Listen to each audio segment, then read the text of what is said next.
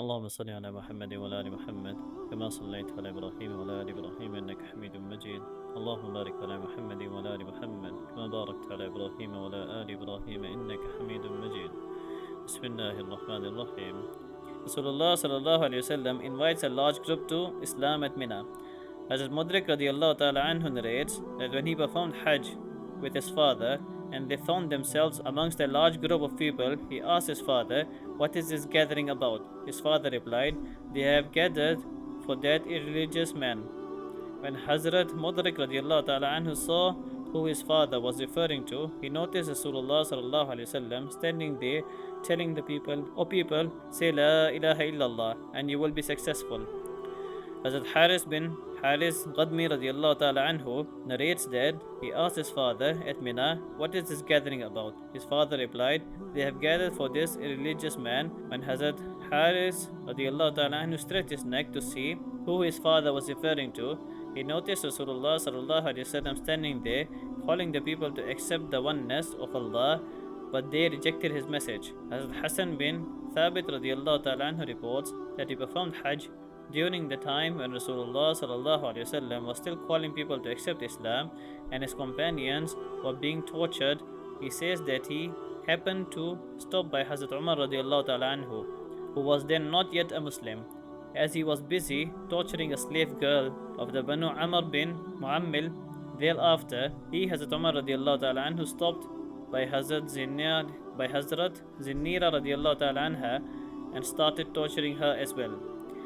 Rasulullah sallallahu alaihi wasallam invites the Banu Shayban to Islam. Hazrat Ali bin Abi Talib radiallahu ta'ala anhu says, when Allah commanded his Nabi sallallahu alaihi wasallam to present himself to the Arab tribes, Rasulullah sallallahu alaihi wasallam left for Mina with me and Hazrat Abu Bakr radiallahu ta'ala anhu.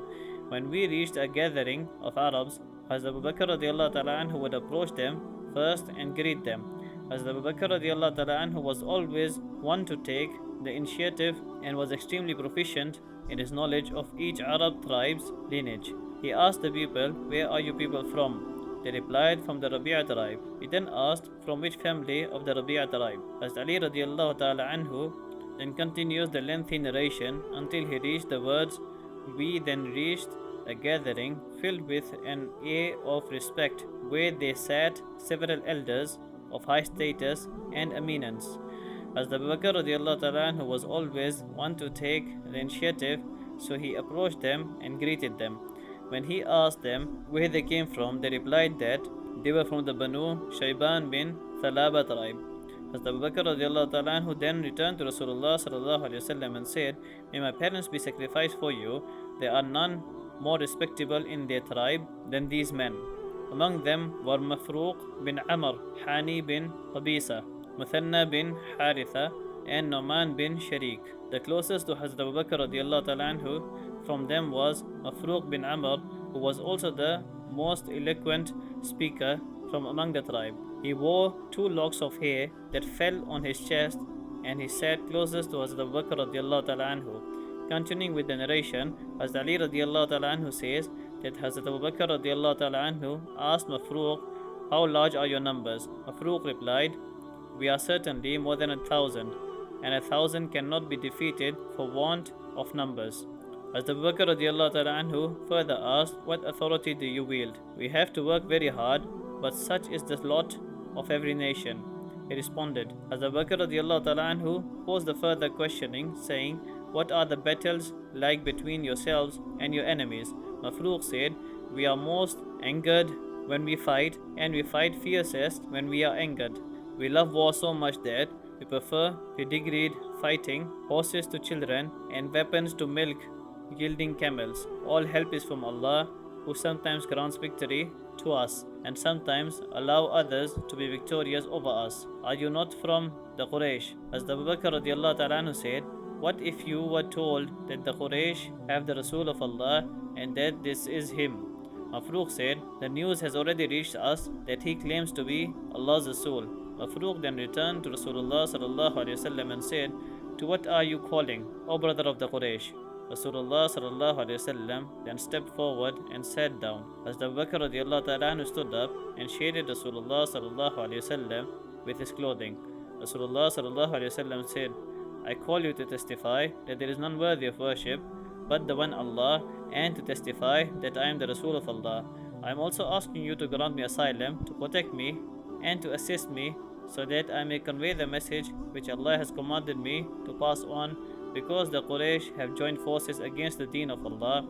They have rejected His Rasul, have satisfied themselves with falsehood instead of the truth. But Allah is independent, worthy of all praise. To this Mafruq asked further, what else are you calling us towards, O brother of the Quraysh? To this Rasulullah sallallahu alaihi wasallam recited the following verse of the Quran. Bismillahir Rahmanir Rahim. قل تعالوا واتلوا ما حرم ربكم عليكم ألا تشركوا به شيئا وبالوالدين إحسانا ولا تقتلوا أولادكم من إملاق نحن نرزقكم وإياهم ولا تقربوا الفواحش ما ظهر منها وما بطن ولا تقتلوا النفس التي حرم الله إلا بالحق ذلكم وصاكم به لعلكم تعقلون ولا تقربوا مال اليتيم إلا بالتي هي أحسن حتى يبلغ أشده وأوفوا الكيل والميزان بالقسط لا نكلف نفسا إلا وسعها وإذا قلتم فاعدلوا ولو كان ذا قربى وبعهد الله أوفوا ذلكم وصاكم به لعلكم تذكرون وأن هذا صراطي مستقيما فاتبعوه ولا تتبعوا السبل فتفرق بكم عن سبيله ذلكم وصاكم به لعلكم تتقون. Mentioned by Surah An'am. Say, draw closer, I shall recite to you the things that your Rabb has forbidden to you. These are that you do not ascribe any partner to Him, and that you be kind towards your parents. Allah has also commanded that you do not kill or abort your children for fear of poverty, feeling that you will become poor by providing for them. We provide for you and for them as well, even though you may be poor.